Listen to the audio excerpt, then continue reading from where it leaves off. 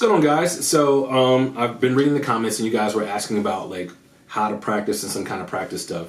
This is some stuff I would want to talk about for mainly more so after you've kind of gotten a good concept of some basic chords, right? Some understanding the major 7 and the minor 7. These are some ideas and some kind of practice routines that you can work on for your playing. I'm going to show you when your root note is on E and when your root note is on A, how you can kind of do the same practice exercise so that way you can kind of facilitate and work on certain things. So here's an example of what you would do. Let's say we're going to be in the key of G today, right? We're going to practice doing the scale. We're just going to go to 7. And then I want you to learn with the numbers to play 1, 2, 3, and 4. And then we're going to play like a little melody, work on like arpeggiation and work on some hammer-on stuff, right?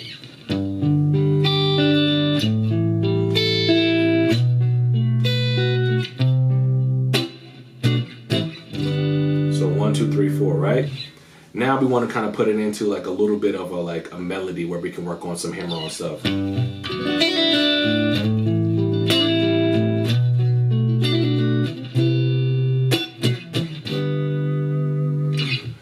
Now, as we get a little bit more advanced, I want us to kind of stretch out the chord progression that we're going to be doing, right? So.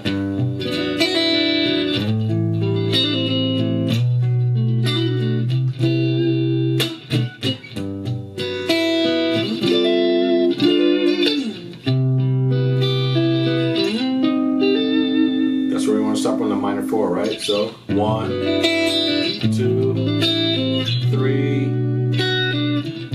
4, 3, 2, 1. Do that minor 9 down here. On that 4, major 4, then we're going to minor 4. Okay. Those are the 3 kind of different levels that we want to practice it on. That allows us to really work on just the embellishment parts, like just the slant. If you're playing with the tremolo bar, using the whammy bar, hammer-ons and such on. So we're going to show you how we do the same thing with our root note is on the 5th string. So we're going to be playing in the key of C today. So we'll do our scale.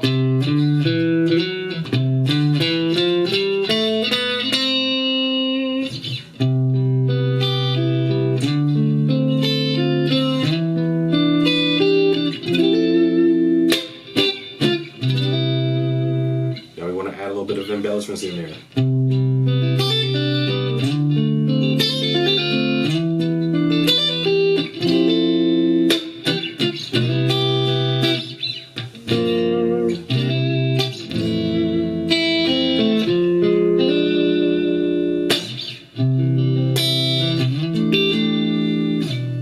Now the same thing that we did in C, we can modulate up the neck and play the same thing. I'll go to D and show you the same thing. So.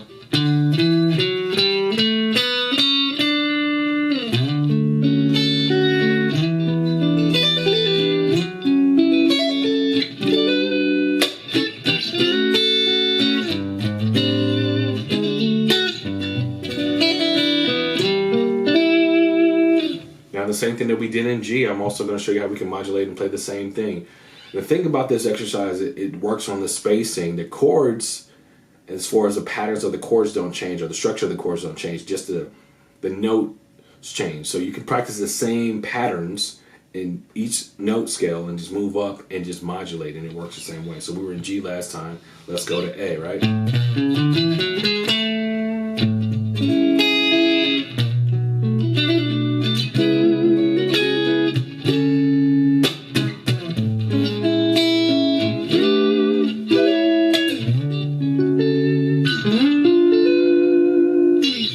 Let's go to F.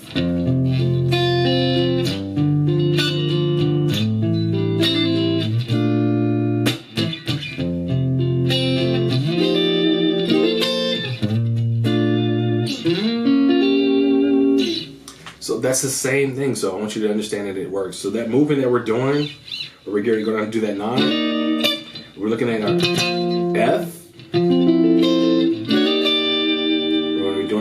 In that same kind of fret that we're doing where the F major is at. Our 4 is at B flat. So that's where the spacing is at. So if we're looking at our 4, we're going to go 1, 2 frets up.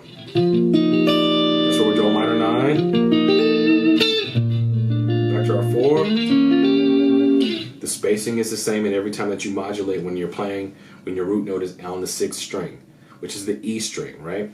So those are just some ideas of what you can use in order to practice, in order to make yourself a better player. You practice on those techniques.